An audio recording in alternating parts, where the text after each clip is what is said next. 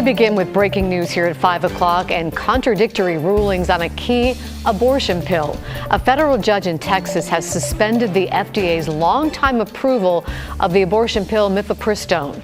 However, he's giving the government a week to appeal the decision. All right, now this is where things start to get complicated. According to the New York Times and CNN, another federal judge, this one in Washington state, issued a separate ruling less than an hour later ordering the FDA to make no changes to the drug's availability. We are reviewing that ruling right now, which appears to apply to only 12 states, but that includes Oregon and Washington. Keep in mind, the FDA approved this pill more than 20 years ago. Mifepristone is commonly used with another drug to end pregnancies up to 10 weeks. Now, earlier this week, Washington Governor Jay Inslee also announced the state had purchased several years' worth of the drug in anticipation of a decision to restrict access. Here in Oregon, Governor Tina Kotek quickly blasted the ruling, saying, quote, "This is a shameful, dangerous ruling that will prevent patients across the country from accessing safe, effective medication." She went on to make clear that abortion is still legal in Oregon.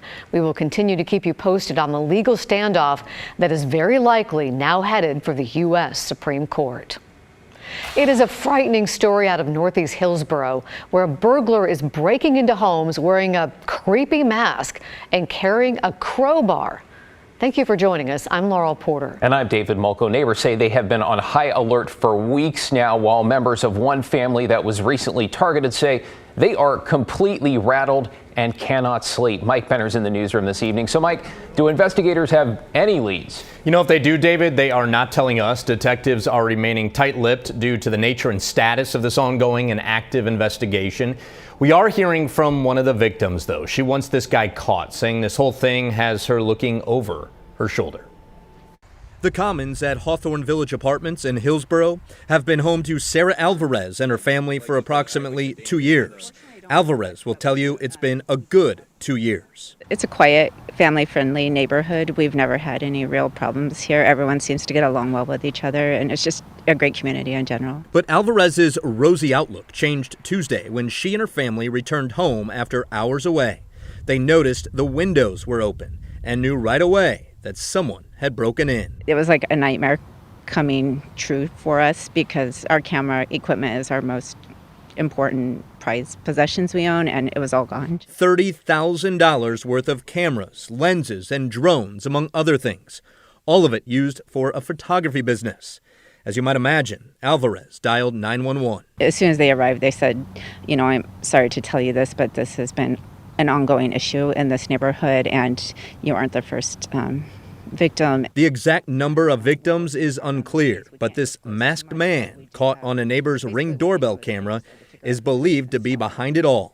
At least that's what Alvarez says an officer told her. He said just based on how he broke into our home, it's the exact same method that he used on all the other break-ins or attempts. Take another look at the burglar. In addition to the creepy alien-looking mask, he appears to be wearing a dry-fit shirt and sweats and carrying a crowbar.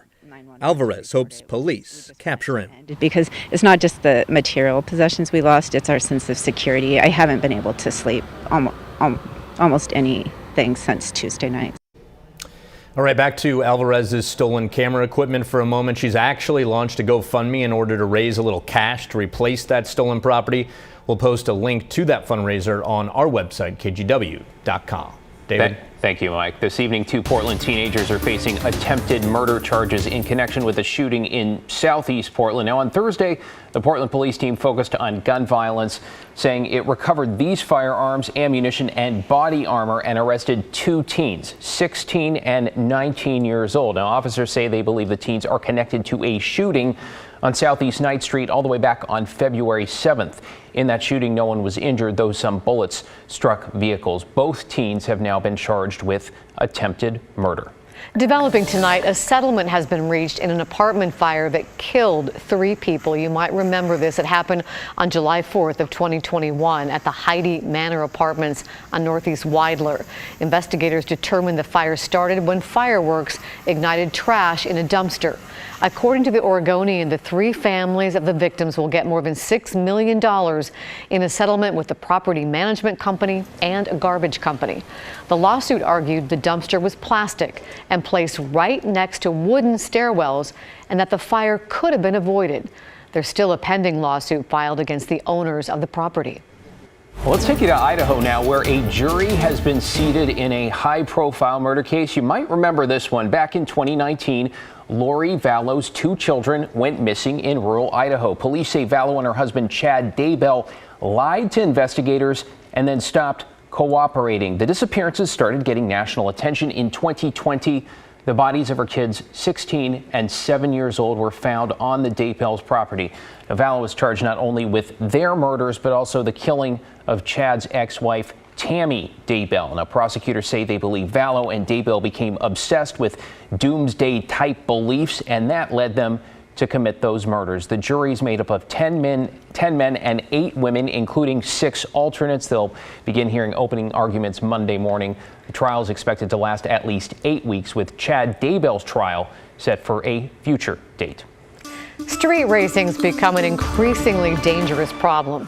Now it could get you in a lot more trouble in Oregon if a bill in the legislature becomes law.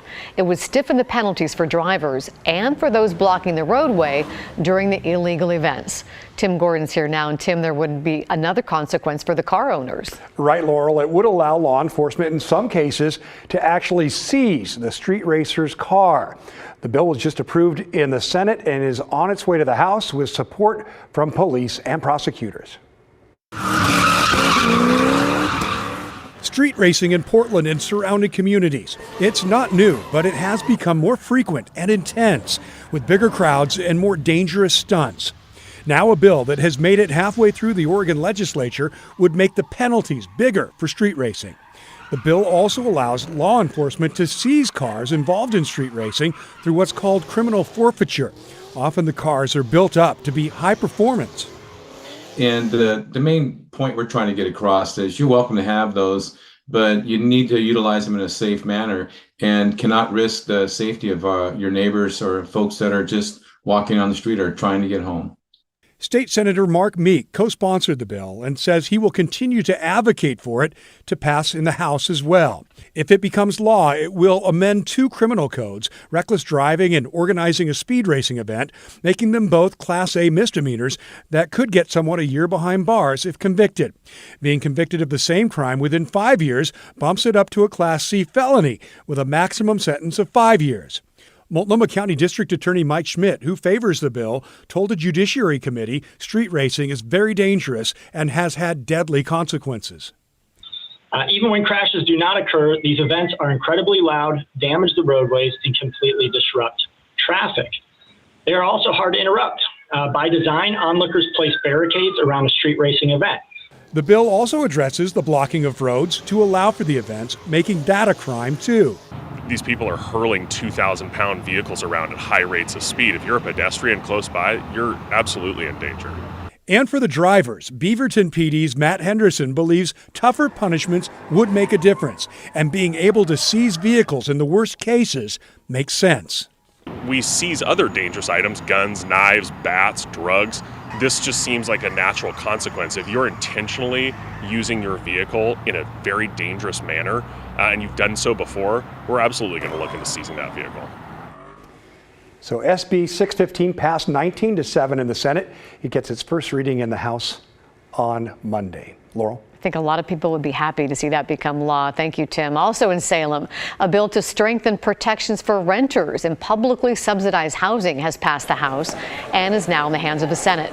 House Bill 3042 requires at least 20 months advance warning to tenants before affordability restrictions expire.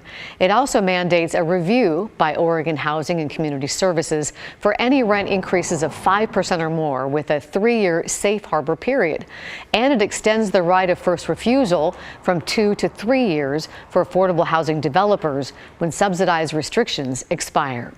In Washington, a new law will bring automated speed cameras to work zones on state highways. This is in response to drivers speeding close to construction crews. WSDOT reports 60 workers have died in crashes inside work zones since 1950.